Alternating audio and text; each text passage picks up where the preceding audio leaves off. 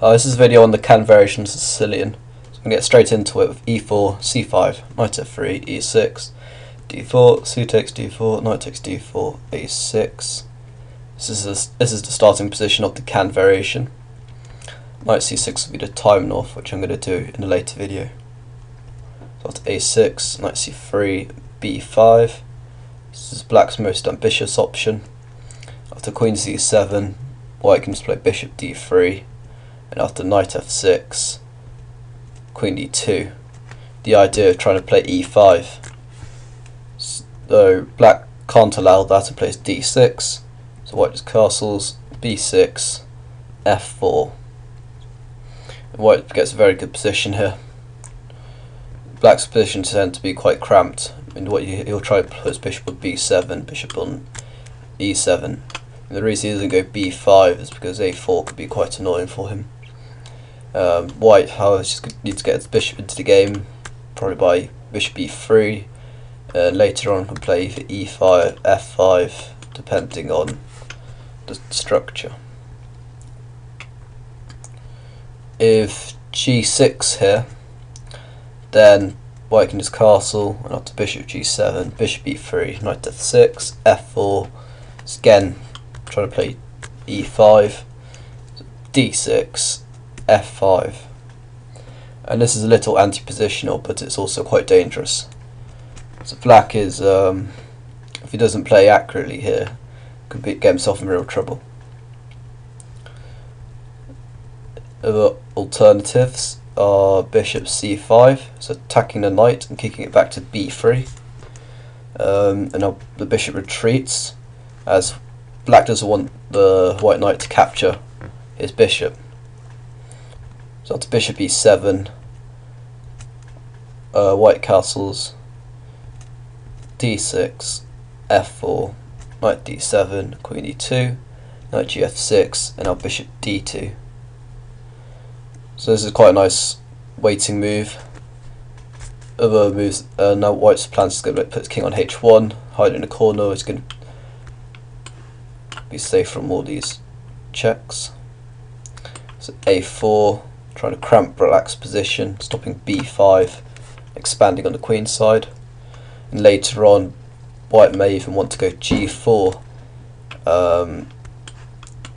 if black wants black's castle king side to attack the black king with move g5, and even h4 if you're that ambitious. Black's other move here is knight c6, but here white can just take, and after d takes c6, castle, e5, f4, knight f6. Now king h1 is a good move. Just putting the king in the corner where it's safe. Also this prevents things like a bishop check and a knight into g4, or even queen b6, where it's going to be very dangerous, the knight coming to f2. So king h1 is a good move, and after bishop d6, it's f5. So it's already cramping black's position. You can see already if black tries to castle here, then white can, if not now, in the future, just play g4 and g5, where he's going to get a very good position. The queen can then be able to come to h5, rook up to h3. Well, I think black's really struggling in this position. So after f5, black plays h5, probably to stop g4. Now to bishop e3, queen comes to e7, queen to f3, and white gets a good position here in the game. With Shirov played this as white actually, so this must be very good for white. You can see already knight to a4 looks dangerous. You're getting control to b6 square, or going a4, a5 first to get to cramp black's position. Because his bishop, black's c8 bishop looks very bad. It's hard to see how it's going to get into the game. Especially if normally in these sort of positions you like to get your bishop onto b7, fianchetto, but still the pawn c6 blocking it. Not the bishop d7 is already doing anything, and you'd like to put on e6 before the f5 pawn's there.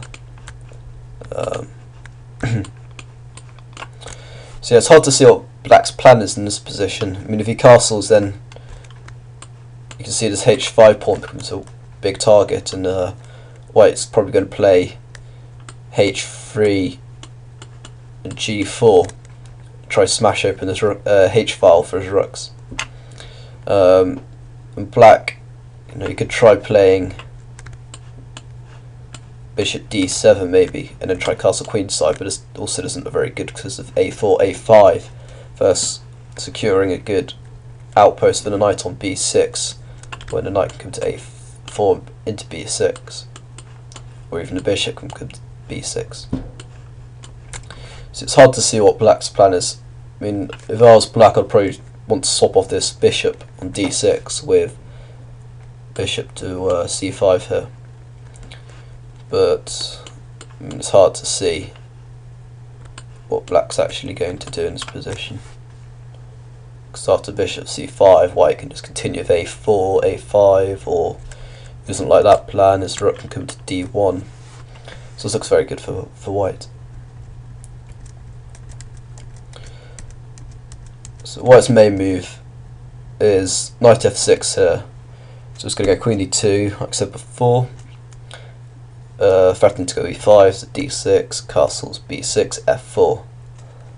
So white gets a very good advantage here.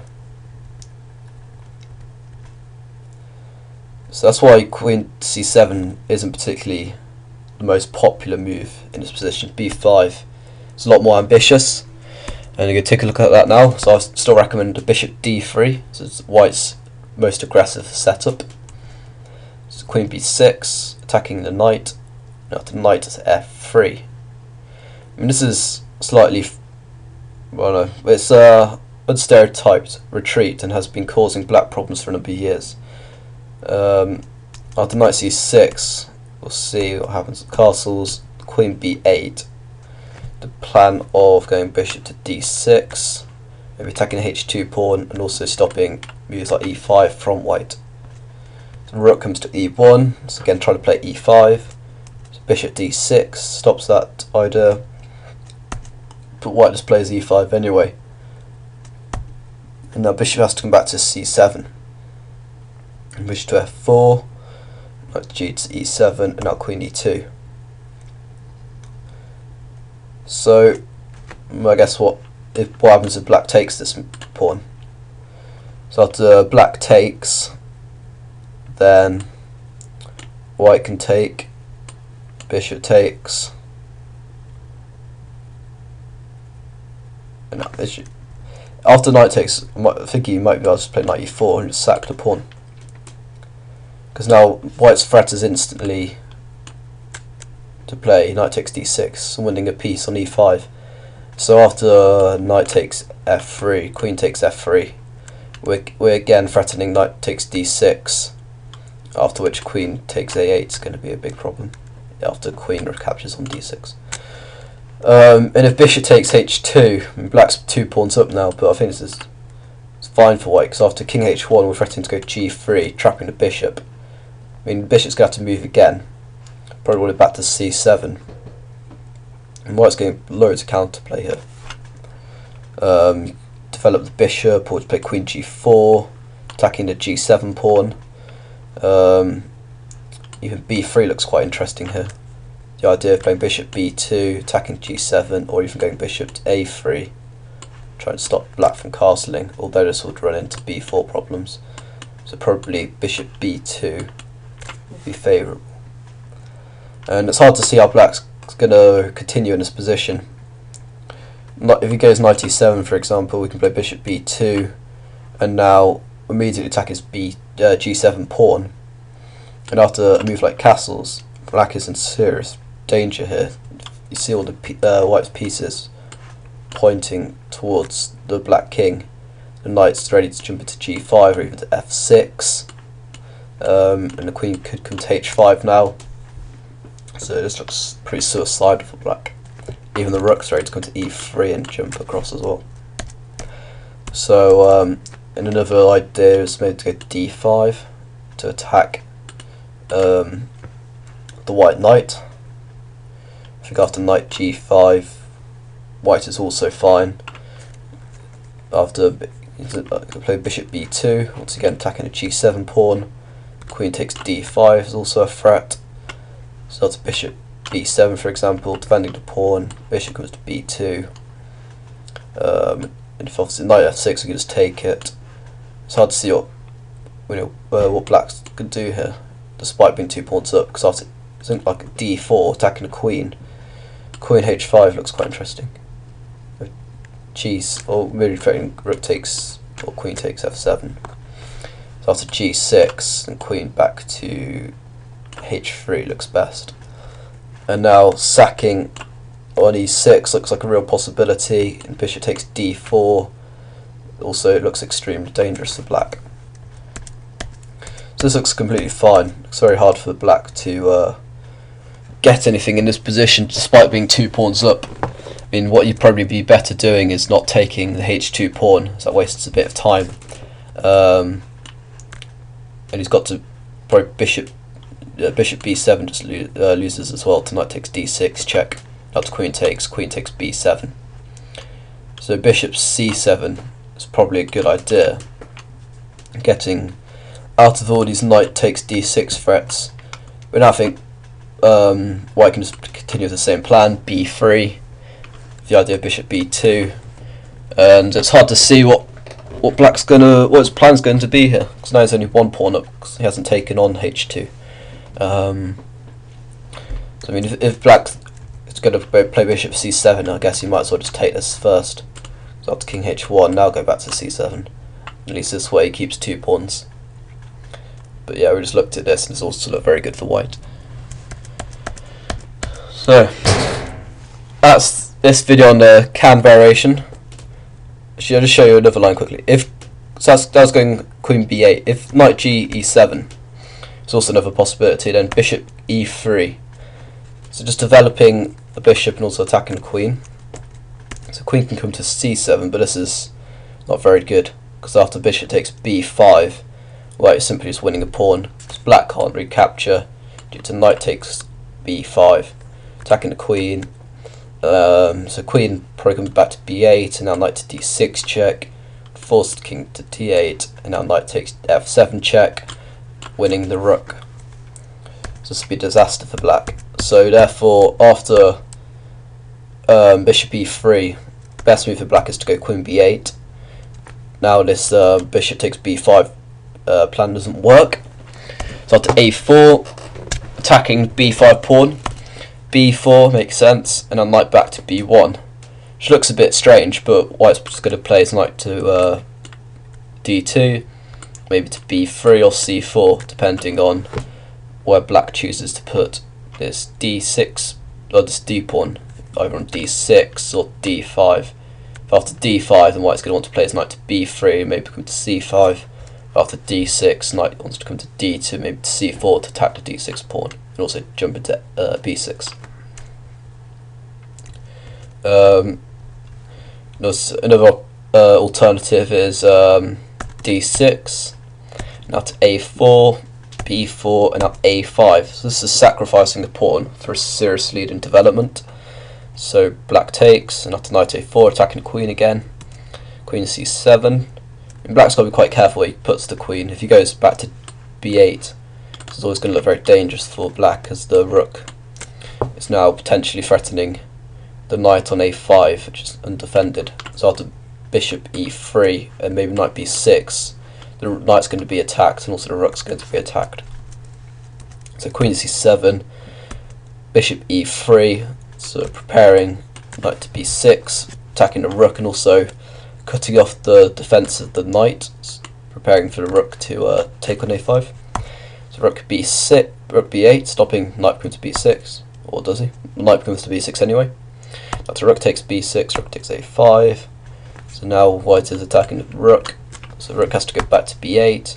Now queen to a1, putting pressure on his a6 pawn. So knight f6, bishop takes a6, bishop to d7. If bishop takes a6, and rook can just take on a6. Bishop e7, now rook a7. And this looks very dangerous for black. Rook b7, now rook a8 check. And black is hanging by a thread here.